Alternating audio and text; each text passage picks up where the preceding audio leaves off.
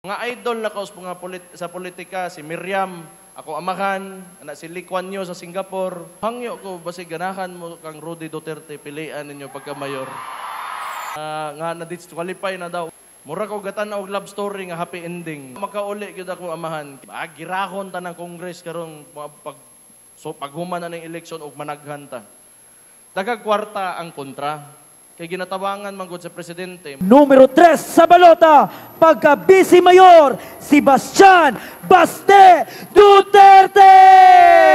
Ang taong may paninindigan, hindi papayag na maagaw ang pinaghirapan. May lahing bakal na kamay kaya handang lumaban. Di tamahatok mo bangga sa mga dautan. Nung Duterte ang namuno, tabaw laging progresibo. Masta nyo ating lusot yan ang malinaw na resibo. Maong mga tabawin nyo karon nagkahiusa. Tungod sa Duterte kita safe city sa Asya. Salamat kaayo. Og maayong gabi sa inyong tanan. Nalipay ko nga makakita ninyo nga nangadto diri sa amo ang kampanya sa Hugpong sa Tawang Lungsod. Salamat kayo sa inyo. Daghan kay ta karong gabion na. Salamat kay ani sa suporta nga makit-an gyud nako gikan sa inyo. Dili gyud ni kabayran ni inyong ginapakita nga suporta. Thank you kaayo. Ang kibaw naman mo tanan sa nahitabo ang moto, si Rudy, akong amahan, tuwa karon sa Netherlands na sa ginatawag nga ICC or International Criminal Courts nga nasa Hague, but sa paglitok, saya among ta. Tuntua dito, kay tungod na siya, politika gyud na, wala gyud lain ana. Labi na karon nga sa kadaghang panahon nila pwedeng buhaton.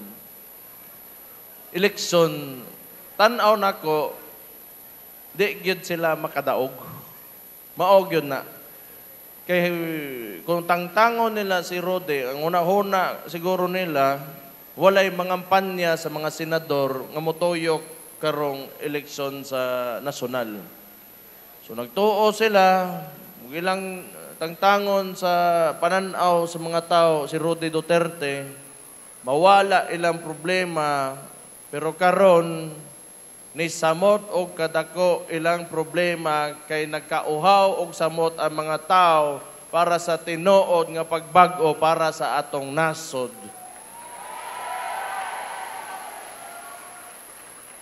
Kontra magyud na kana akong amahan manggod, probinsyano, ganang Bisaya, gitawag ganit ang Sub-Saharan Mindanao. Kontra gyud na sa elitism, sa Manila-centric na klase nga politika. Nga gusto nila nga tanang power og impluwensya og kwarta sa Pilipinas magtuyok lang dito sa taas. O kada mga mo nang mga congressman mo kauban karon ni Bongbong Marcos nga presidente. Kay kasagaran o tanang yung congressman national man ni sila. Una sila power of the purse, sila mo'y gagunit sa kwarta sa nasod. Sila'y makabuot, kung asa ibutang, ngani, karon, kibaw mo, ang target manggod nila, ang 2028. Mao nagkaroon palandaan, ginasiguro gyud nila nga malahos nila ilakang bagong alyansa ni Bongbong Marcos. Siguro, ambot lang po, ako makasabot niya, nga nung gatuo siya, nga malahos na niya, unya maka-endorso sa 12 ka senador, nga nabutang lang man sa pagka-presidente, kitungod sa ato ang vice-presidente nga si Inday Sara Duterte. Nga no, muabot ba di ay sa diha, kundi tungod sa tuang mayora kaniadto? Di, yun. Sila bitaw, nangadto dire sa Davao, nakikita sa kong igsoon, kauban si Amy Marcos, kauban si Bongbong Marcos, kauban si Romualdez, o kanang Lisatanas, nganing hangyo, kay kuan man, baga man ang kabisayaan sa Visayas o dire sa Mindanao. So niingon gikan sa ilang baba nga di sila makadaog, maglisod sila kuno, o wala si Inday Sara. Nya karon pag abot nila nakatungtong sila sa posisyon, ila dayong gilaglag. So siguro ato na lang dawaton ni nga nalutsan ta karon. Pero kung ilag yun ng ipagos og banggaon gyud sila ni Inday Sara karon 2028, buskag yun ni sila. Makabutang na po tag presidente nga dabawin nyo na po karon 2028. Anak man ang mga kapildihon, manikas, mauna, mangidnap og tao. Una-unaan ninyo, gaway kasing-kasing, way kaluoy ning mga tawhana gyud. Nya mao pay mahimo na tong leader diri sa atuang nasod. O bago ko magpadayon, magpasalamat ko sa mga kapitan di ay nato ug mga kagawad, mga purok leader. Sa to ang mga konsehal, may gabi sa inyo, kalimot kong litok. Pero unya, istoryahan tani sila. Pero mailhan gyud ninyo ni si Marcos nga gusto mo sundog sa iya nga amahan nga nahimong diktador sobra 20 city ka tuig diri sa Pilipinas. Kaya nga naman, last year pa lang wa pa mag-usa ka tuig ilakang termino. 2 years ago, ang unang gihimo ani, ang unang gi-prioritize, tanawa ninyo nang nakabutang diha karon sa screen. Maoning ginatawag nila nga People's Initiative, nga supposedly it has to come from the people, dili gikan sa Congress. So ang gibuhat nila, nagpatuyok silang papel, papirmahan nila, hatagan nila kwarta ang tao, without explaining kung unsa tong purpose o paraasa ning papila ni. Kadto di ay para to kambyuhan ang konstitusyon ug ang mga termino sa mga politikong maglingkod, mga elected officials. May na lang yun, wala kalusot ning kuanan ni. Kay og nakalusot pa ni, naanata sa diktadorya karon. Karon pa man gani nga naa patay eleksyon, oppressed na kayo atong paminaw, kitan-awa ni, na ang KOJC dire, na ang representante ni Pastor Kibuloy. Mo serve sila warrant, pero kibaw mo, dako nga butang diha ang politika gihapon. Kay gatuo sila, si Pastor mo siguro, kanang gapalihok sa politika sa akong amahan, unsa ba? Ilang gihilabtan. Mo serve lang kag warrant, og naa mag kinanglan man tan-awon sa mga korte, ug nabay sa ang tao kung wala, dali raman gyud unta. Naay mga abogado mo atiman sa naay mukihan niya. Pero unsa ilang gibuhat, nagdala sila 5,000 pulis, gisulod nila, gikamitag tirgas, gigamit naay mga bit-bit na armas. Kani ako tan-aw nako, delikado gyud tawhana. Kay dili mauwaw nga mogamit og pwersa ug maingnan siya nga abusado siya. Wala gyud niya gitan-aw na nga makasakit siya tao ug naay katungod o karapatang pangtao ang kada individual dito sa sud-an ng establishment nga gisulod nila gamit ang pwersa. Tanaw nako di na maayo, mali gyud na siya. Una balik ko ani o kani siya, parehaan nilang gihimo nga kay mo, importante gyud kayo ang eleksyon. Kaysa eleksyon manggod, makapili tag kinsay gusto nato o dili nato gusto. Kunta kay natay mabutang karon, wa ta maganahi, na may sunod eleksyon para mo pili na punta kung nagustuhan ba nato ning tawhana kay ugwa pulihan nato. Unya og na ay tao nga di gusto mo agig eleksyon o gusto na pod magtungtong diagdugay, bisag unsay buhaton niya, malutsan niya kay di sa mapulihan, mosugot ba mo aning klase nga liderato? Dapat di gyud ta mosugot. Mao gyud na timana nato. Unya kibaw mo aron mapakita nato nga wa tagasugot ani ug di gyud ta mosugot labi na sa ilang gibuhat kang Rudy Duterte nga illegal nga pag-aresto, karong moabotay nga eleksyon, ipakita gyud nato ang atong kasuko ug atong di pagsugot pinaagi sa atong mga boto, okay ba na ninyo?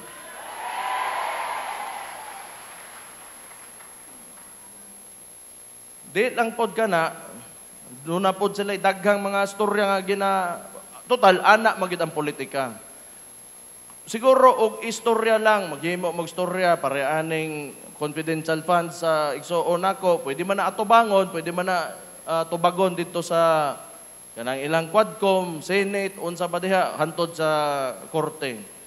Pero, kanang mangidnap kag tao, mogamit kag red notice, nga in the first place, dili pod siya warrant of arrest. Kay nang lang kag warrant of arrest, pura mo aresto og tao. Kato kay red notice lang. Mo'y ilang gigamit, dito palang daan, technically, dili pwede nga isakay ni mo eroplano ang tao, ipadaan mo diretso sa Netherlands. Mo pala ng una diha. Ang ikaduha, bago ni mo isakay og eroplano, padung dito sa korte sa ICC, kahinanglan, ang imong giaresto, muagi og lokal nga korte. Kana, wa po nila gisunod.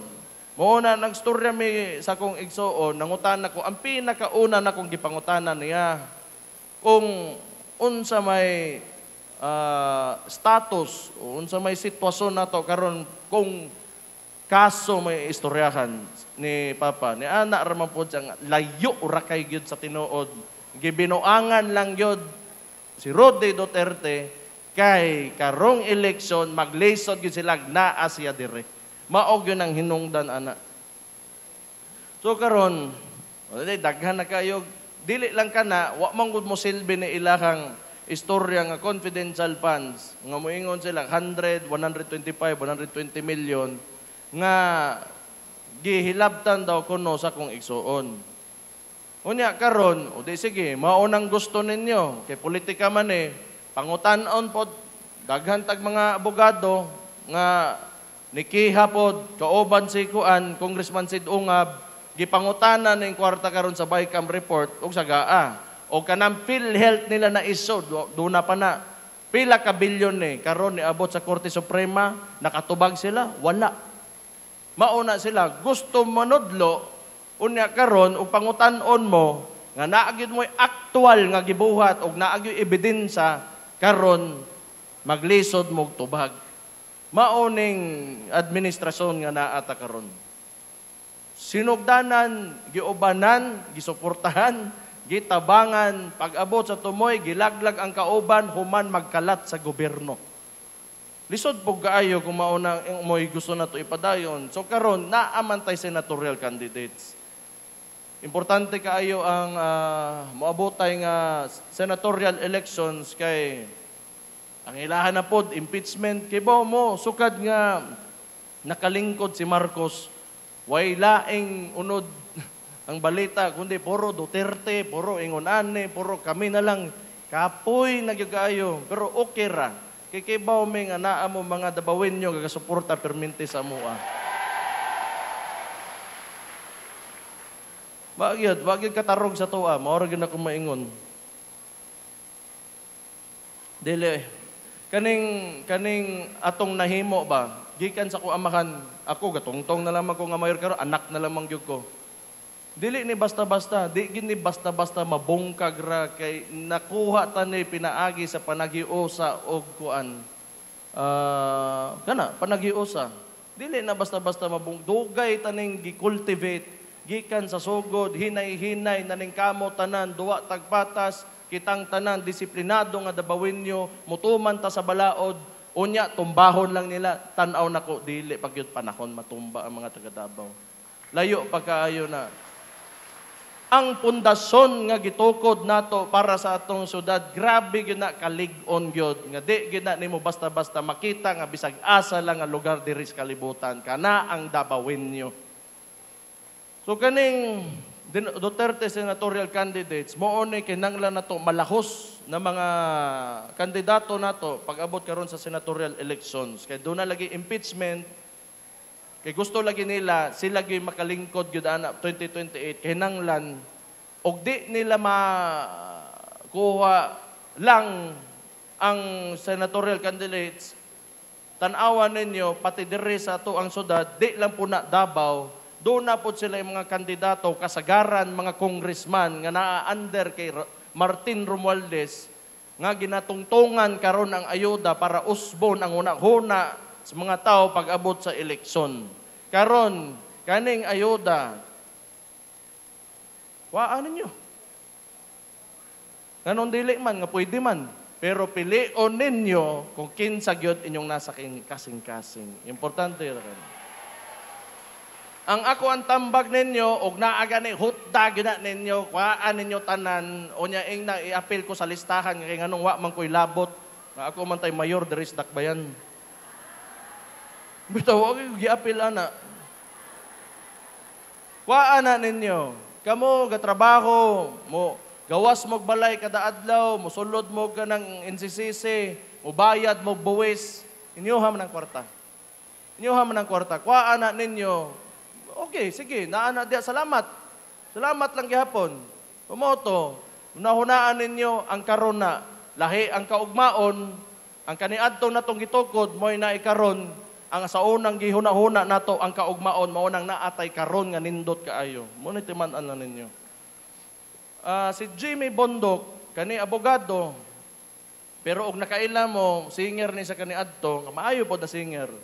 Ang ganahan lang nako ining tawhanan kay 2016, sanay nahimo yung ganang gasuporta sa akong amahan. Unya, nagsugod ba akong amahan sa presidential election sa 2016, nga nas pinakaubos, kinalasan gyud ika-5 man na sila. Grace po, siya, Binay, Miriam, o Rojas. Luod na ito, Rojas, eh. Tuod lang ba?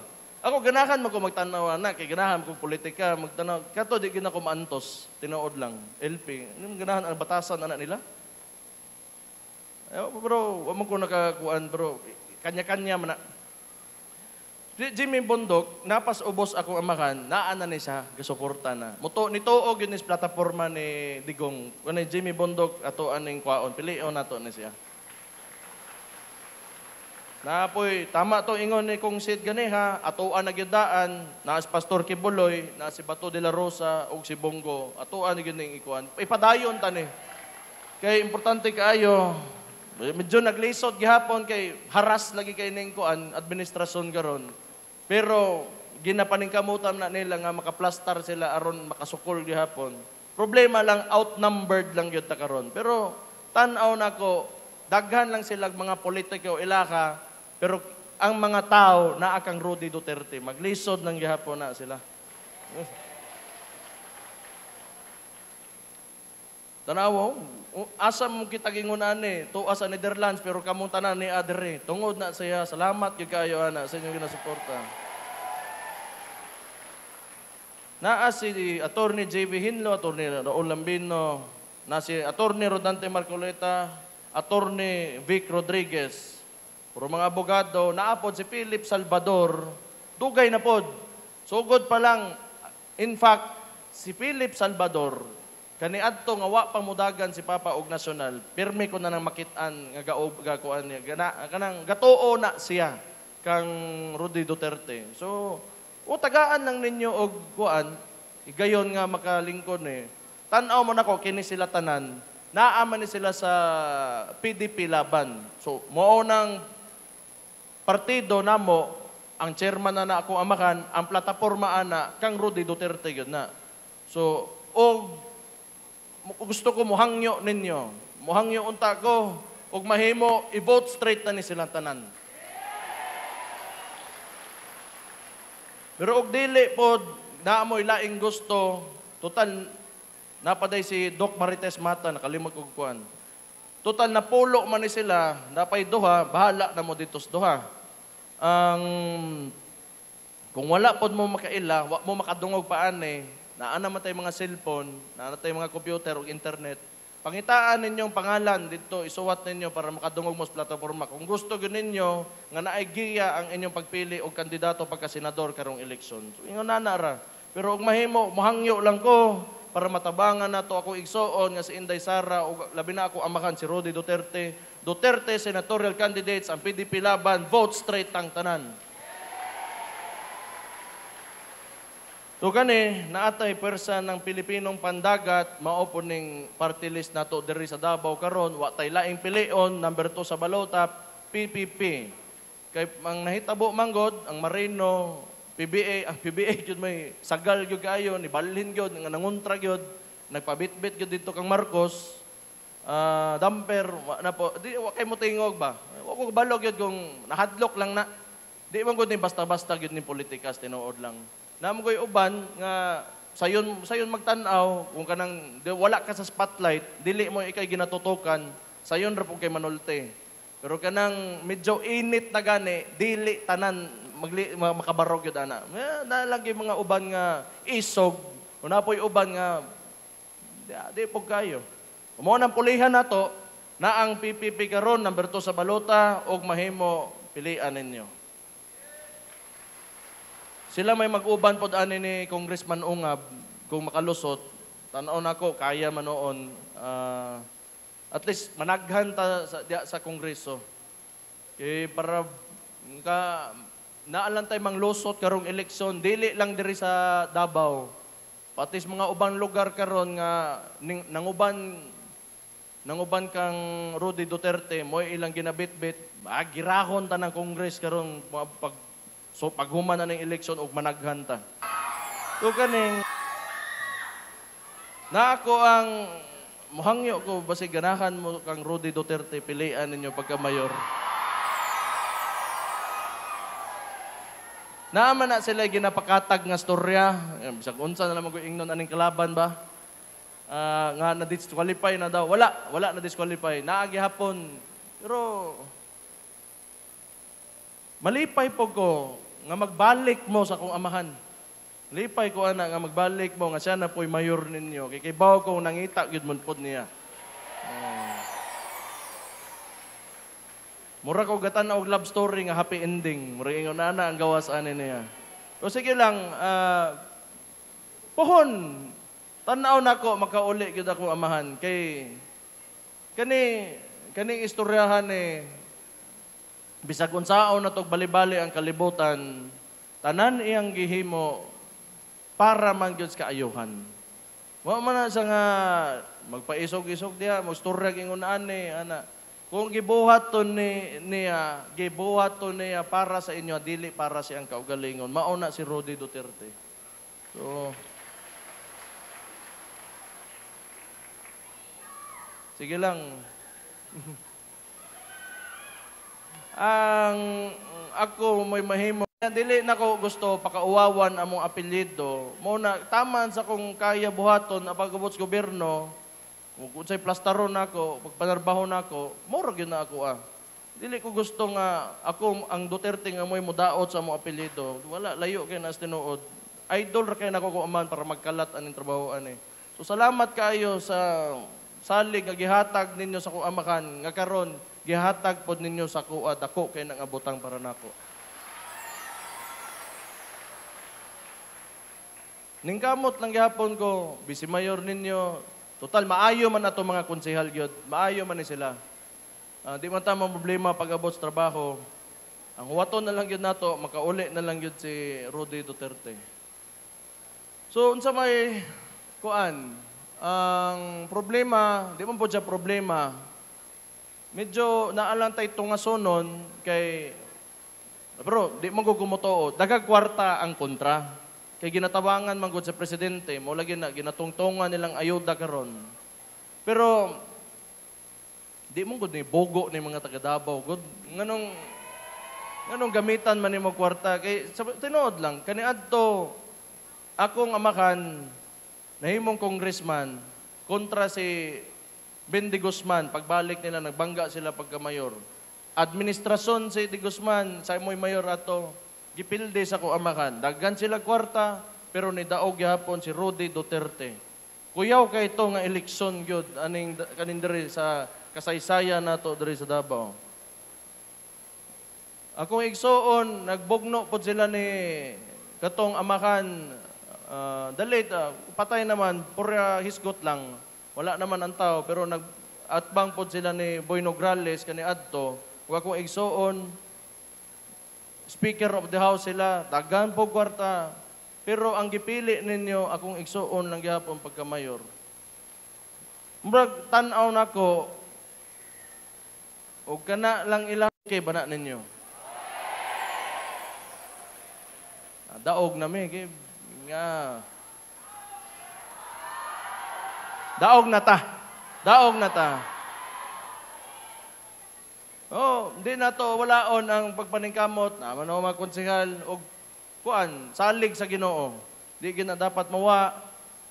Na siyempre kami ang hubong sa tawong lungsod. Labi na ako ang amahan. Salamat kaayo. Kita man ko gadtong birthday niya, nang gawas mo tanan, naa mo didto, suporta. Kay bawo kong pinangga ninyo ako amahan. Kinanglan makibaw mo. Kaniadto pagyug kaayo. Gikan sa akong pagkagamay, hantod karon, pirmi niya ginabalik-balik sa kuwa kung unsa niya kapinangga ang mga taga Davao. So, padayon lang kita. Padayon ta sa mga kaayuhan. Labi na pagka-disiplinado na itong mga Davaoenyo. Tutuman sa balaod. Kana mga nindot nga butang nga natukod na nato. Manahimong pundasyon diri sa ato ang dakbayan. So kamong tanan diri karong gabion na. Salamat kayo sa pagpaminaw ninyo sa mua. Sa hugpong sa tawong lungsod. Makita-kita tapuhon. Mabuhay mong tanan, pinangga kay tamo, mabuhay ang Davao City. Salamat, mayang gabi, and God bless you all. Thank you kaayo. Daghang salamat sa makausap pa. Numero 3 sa balota, pagka-Vice Mayor, si Bastian Baste Duterte! Ay Baste Duterte, siya ating Vice Mayor. Yan si Baste Duterte, siya ay para sa Davao. Alright, thank you so much, Ed Caron.